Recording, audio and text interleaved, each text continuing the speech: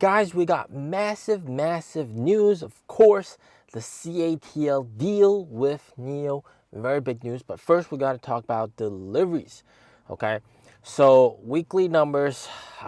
Man, NIO got 2,000, and then Onvo got 1,300. Total 3,300 last week. Not spectacular numbers, definitely not what we were expecting. And of course, we have the CEO of Onvo responding to weak sales and whether or not he's going to step down, because it's becoming very apparent that Onvo will not be able to reach 20,000 deliveries this month as promised. Let me repeat that once again. Onvo will not be able to get 20,000 deliveries that the CEO said that they would do, and if they didn't, he would step down. So what's going on with that? Is he actually going to step down? Apparently not. And he's reflected on his mistakes, and he was a little bit too bombastic, and he says next time he'll be more humble and be more careful about setting the targets. And of course, he's really kind of, apologizing for the situation. But apology is an apology, but let's not forget that with Onvo selling like 5,000 cars per month, they are nowhere near profitability for the Onvo brand. Because remember, Onvo brand needs to sell like 20,000 plus cars to be able to get profitable. Remember, Onvo has its own individual stores. Onvo has its own individual sales reps. Onvo has its own individual team, okay? So how are you going to justify all this cost, right? And so we'll see what they do. And of course, they have future products coming out. The Onvo L90, bigger car, probably going to sell maybe even better than the Onvo L60. And yeah, man, not fantastic numbers at all. 1,300 for Onvo, but also NIO 2,000 for last week. Not exactly fantastic either. Look, still waiting for the new versions of the cars. But let's talk about the new Catl deal. So apparently, no more than 2.5 billion.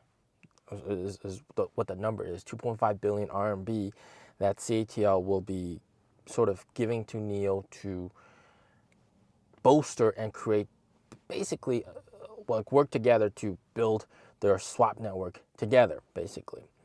And the way it kind of works is, of course, this is very good validation that battery swap is the right way to go. And this is, of course, more money, which NIO kind of needs. And this is, of course, very good news. NIO getting more money is always good.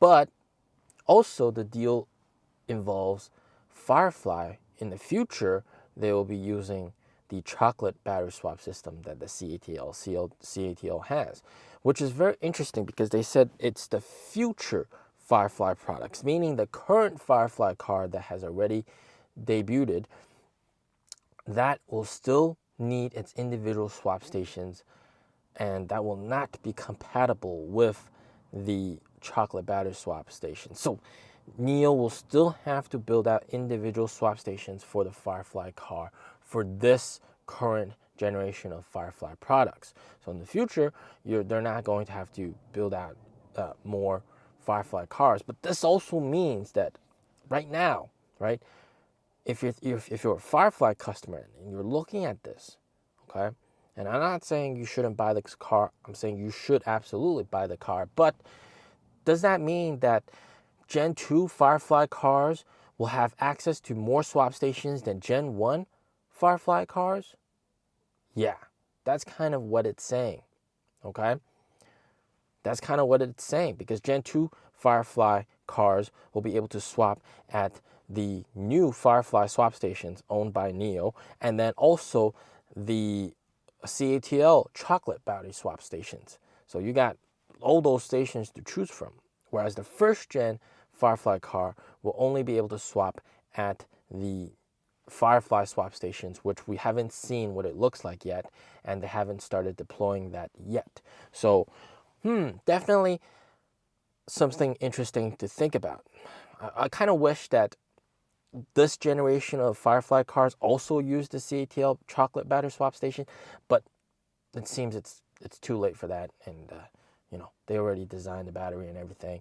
They already designed the swap station. Everything's already in like the later stages, so it's too late for that, and we can't really do anything about that, which is a little bit unfortunate. Now, let me clarify a little bit about the 2.5 billion. It's no more than 2.5 billion, and it's to NIO Power basically. So essentially, they're going to have a lot of money to build out more swap stations, maintain more swap stations, and all this money will also be used for, building charging stations as well. So it's great, but saying no more than 2.5 billion means like there's going to be a lot of money they're giving to NIO Power, but of course, exactly how much?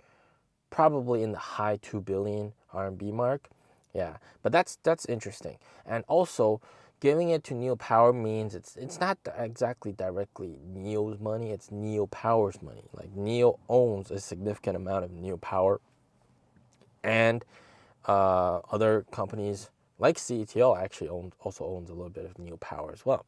So yeah, it's kind of interesting, and this of course should really also help with sales, because it kind of validifies everybody's thinking 5 minutes for a swap, actually 3 minutes for a swap. That's all it takes going to the future. Of course, I hope we can see future Gen 5 swap stations also support the chocolate batteries that CATL has. But if they can support the chocolate batteries, then they should be able to support the Firefly batteries, because the chocolate battery swap batteries are much smaller. And the whole reason Firefly needs its own swap station is because the Firefly batteries are smaller. So hopefully future NIO swap stations are kind of inclusive, all inclusive. It doesn't matter if it's big batteries like NIO Onvo or smaller batteries like Firefly or chocolate. Hopefully they'll be able to accept all of these, and that would really be universal, because that would really suck if you go to a city, there's so many swap stations, but you're driving a Firefly and they don't have a Firefly swap station. That would be terrible. So hopefully it's going to be all universal, and everybody can use one swap station with multiple types of batteries inside. But of course, that also means like for each battery, you might have fewer of them, or maybe longer wait times. But of course, that can be all solved by just making the swap station bigger, or having more bays, or maybe even another swap station down the road. So it's not a huge problem. Yeah. But the main issue is still, of course, Onvo. I'm pretty sure right now, they have a fantastic product, but it's way too competitive. If they want to get profitable, you have to sell 20,000 cars, and they're nowhere near that. And CEO promised it, did not deliver, promised he'll resign. He's not going to resign. So looks like they're going to have to reevaluate everything and hopefully come out with a better strategy. Hopefully, with the addition of the Onvo L90, they'll be able to hopefully get over 20,000 monthly sales to get over that profitability mark. Otherwise, man, a lot of people have been arguing, take away the Onvo logo, just slap on the NIO logo, because, and this is kind of spoiling my next video, but I went into a Onvo store pretending I'm a customer, and that's going to be my next video. And man, I learned some shocking stuff, guys. Yeah. But you guys gotta stay tuned for that one. As always, stay safe, stay healthy. Peace out.